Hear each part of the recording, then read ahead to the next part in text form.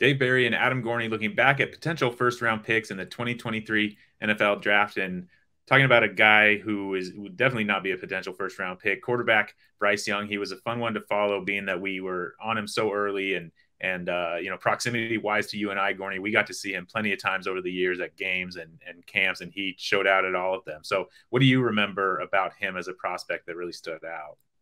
Yeah, it was just seeing his, progression from being a middle schooler to into high school to then his five-star ranking. And that came a little slower. It definitely happened. And there were concerns about his size. And I talked to his dad numerous times about this. And I talked to Bryce numerous times about it. And they understood. But every single event he went to, whether it was a rivals event or not, or a camp or a 7-on-7 or a throwing session or whatever, he was just absolutely pinpoint accurate and phenomenal at everything.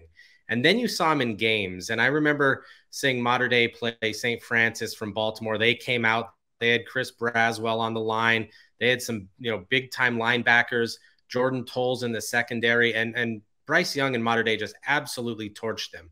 It seemed like the game was so slow for him, and he was so anticipatory on everything that he did.